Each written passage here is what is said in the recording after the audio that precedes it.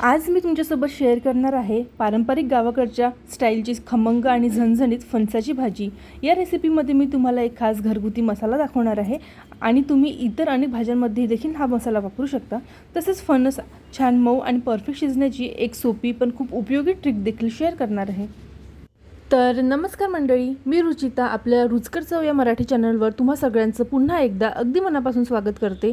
चला तर मग रेसिपीला सुरुवात करूया। सर्वप्रथम फणसाचे तुकडे स्वच्छ धुवून घेऊया। फणसाला थोडा चिकटपणा असतो, त्यामुळे ते नीट धुणं खूप महत्त्वाचं आहे।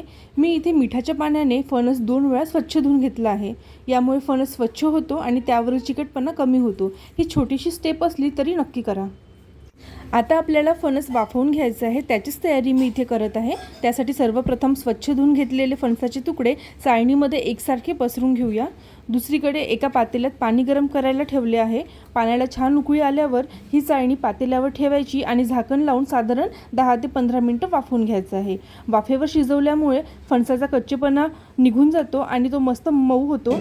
तसेच पुढे भाजी करताना मसाला देखील फणसामध्ये छान मुरतो। तर मी ही ट्रिक तुम्हाला सांगणार होती की आपल्याला चाळणीमध्ये ठेवून वाफवून घ्यायचं आहे फणस शिजत आहे तोपर्यंत आपण वाटण बनवून घेऊया।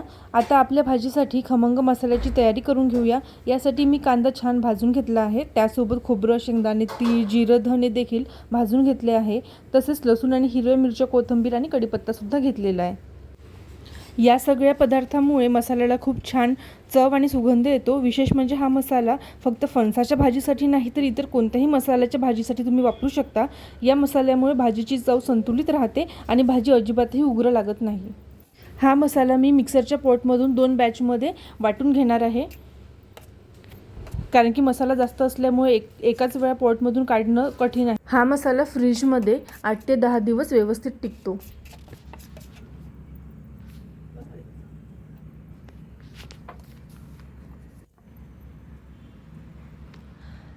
साधारण 15 मिनिटांनंतर झाकण काढून बघूया। फणस खूप छान शिजून तयार आहे।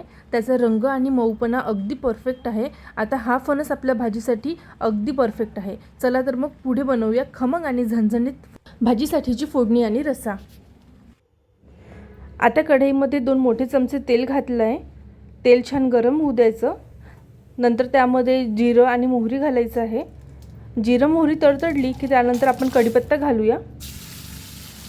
आता आपण आधी तयार करून ठेवलेलं वाटण घालूया। हे वाटण माझ्या घरात अनेक भाज्यांसाठी बनवलं जातं। एकदा हा मसाला तयार करून फ्रीजमध्ये ठेवला की रोजच्या स्वयंपाकात खूप सोयीचा पडतो। फणसाची भाजी, वांग्याची भाजी किंवा मसाला भात देखील असला ना तरी हा मसाला खूप छान लागतो। आता हा मसाला मंद आचेवर छान परतून घ्यायचा आहे। मसाला परतताना घाई करू नका। मसाला जितका खमंग भाजला जाईल तितकी भाजी अधिक चविष्ट लागते। बघा, आता मसाल्याचा रंगही बदलायला लागला आहे आणि सुगंधही खूप छान येत आहे। यानंतर चवीनुसार तिखट, मीठ, हळद आणि गरम मसाला घातला आहे। प्रत्येक घरात मसाल्याचं प्रमाण थोडं वेगळं असतं, त्यामुळे तुम्ही तुमच्या आवडीनुसार कमी जास्त करू शकता। मी एक छोटीशी टिप सांगते, मसाला परतत असतानाच दुसऱ्या गॅसवर पाणी गरम करायला ठेवा। गरम मसाल्यामध्ये गरम पाणी घातल्यामुळे भाजीची चव अधिक छान लागते आणि मसाला पटकन एकजीव होतो।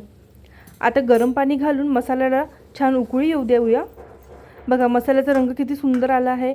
अशा वेळेस भाजीची खरी चव तयार व्हायला सुरुवात होते। आता आपण वाफवून ठेवलेला फणस यामध्ये घालूया। फणस आधी वाफवल्यामुळे तो मस्त मऊ झाला आहे, त्यामुळे मसाला त्यामध्ये खूप छान मुरणार आहे। फणस आणि मसाला हलक्या हाताने छान एकत्र करून घ्या।